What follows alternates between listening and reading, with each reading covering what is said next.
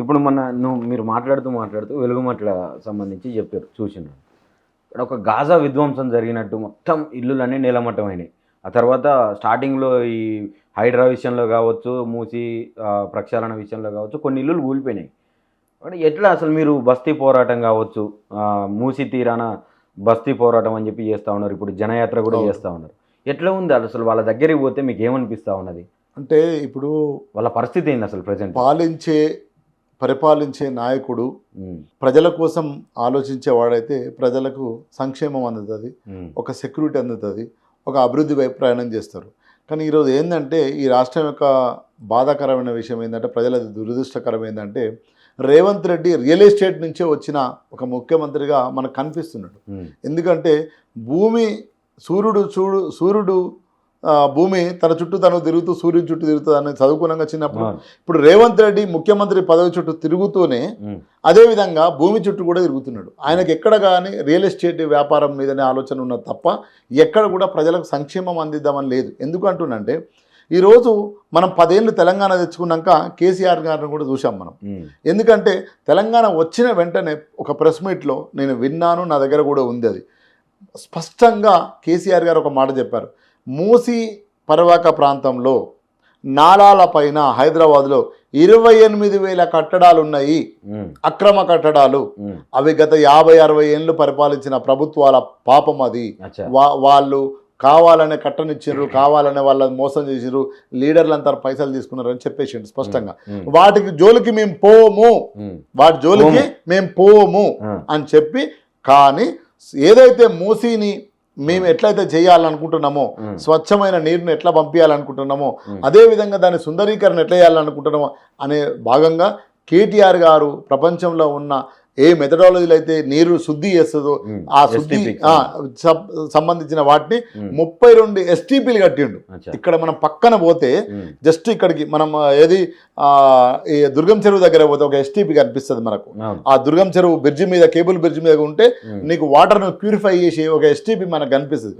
అట్లాంటి STPలను దాదాపు 32 నుంచి 36 STPలను కట్టడం జరిగింది. ఎక్కడి నుంచి నీకు వికారాబాద్ నుంచి మొదలు పెట్టుకుంటే కింది వరకు STPలుగా. దానివల్ల వాటర్ శుద్ధీకరణ అవుతుంది. అదేవిధంగా కేసీఆర్ గారు ఎమ్మటే రాగానే ఏదైతే 20 గజాలు, 30 గజాలు, 40 గజాలు ఏవైతే తీసుకున్నారో ఉన్నారో దశాబ్దాల నుంచి 60 ఏళ్ళు, 50 ఏళ్ళు.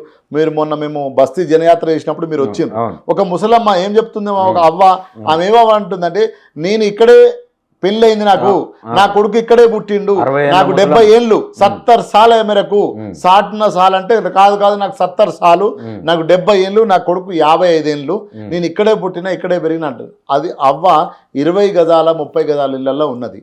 ఈరోజు అట్లాంటి వాటికి పట్టాలు లేవు, వాటికి అడ్రస్ ప్రూఫ్ లేదు, వాళ్ళకు పాన్ కార్డు ఏది రాదు, వాళ్ళకు లోన్ రాదు ఇల్లు కట్టుకుందామంటే. కానీ కేసీఆర్ గారు వచ్చినాక తెలంగాణ సమాజాన్ని అర్థం చేసుకున్న తర్వాత ఈ ఏదైతే బస్తీ వాళ్ళ సమస్యలు ఆయనకు తెలుసు కాబట్టి 58-59 జీవో ద్వారా దాదాపు వేలాది మందికి రెగ్యులరేషన్ చేయడం జరిగింది. అందరికి మొత్తం బస్తీలో ఎక్కడ ఉన్నాయి, నాటు వెలుగుమట్ల ఎక్కడైతే 60 గజాలు 70 గజాలు ఇల్లు ఉన్న ఈ తెలంగాణలో ఉన్న వాళ్ళందరికీ 58-59 జీవో ద్వారా రెగ్యులరేషన్ చేసుకున్నారు.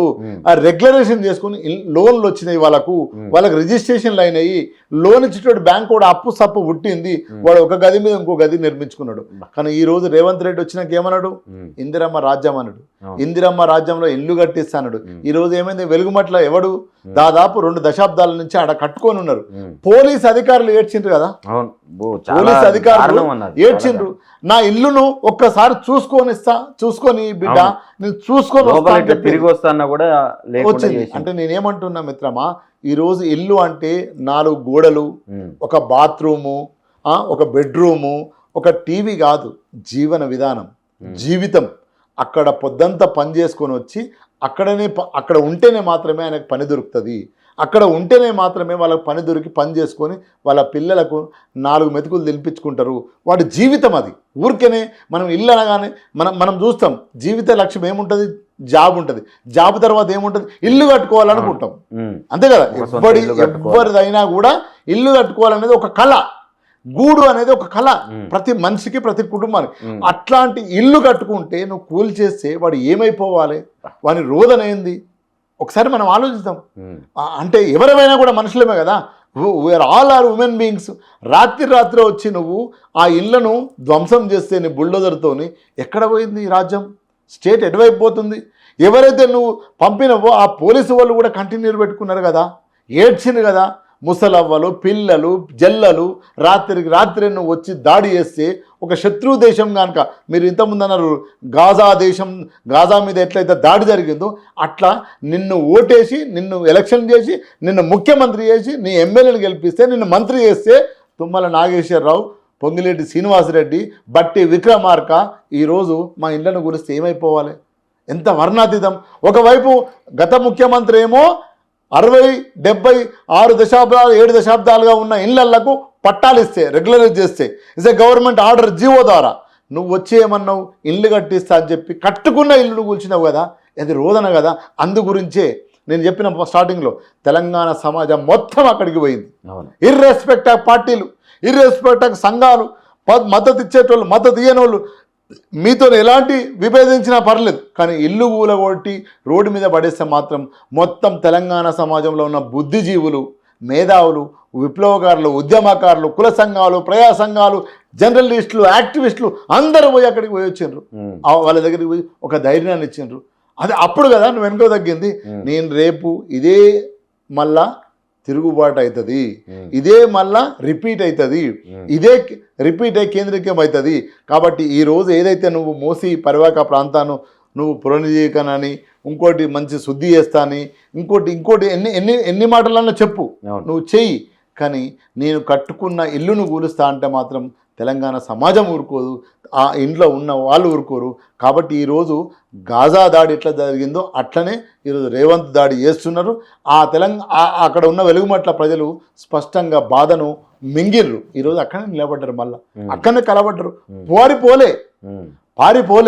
ఆడ నిలబడి తెలంగాణ సమాజాన్ని మాకు సహకరం చేయమని మొక్కి వాళ్ళ సపోర్ట్తో మళ్ళీ అదే అక్కడనే వాళ్ళ పట్టాలు ఇచ్చేదాకా వాళ్ళు టెంట్లలో ఉన్నారు, చెట్ల కింద ఉన్నారు, పక్షుల్లాగా గుడిలాగా నిలబడ్డ తప్ప అక్కడి నుంచి పోలే. ఇది తెలంగాణ సమాజంకు ఉన్న చైతన్యం, తెలంగాణ సమాజంకున్న ఒక సోయి. ఈ సోయిని తప్పి నువ్వు చేస్తానంటే ఎవరినైనా ఎదిరిస్తారు.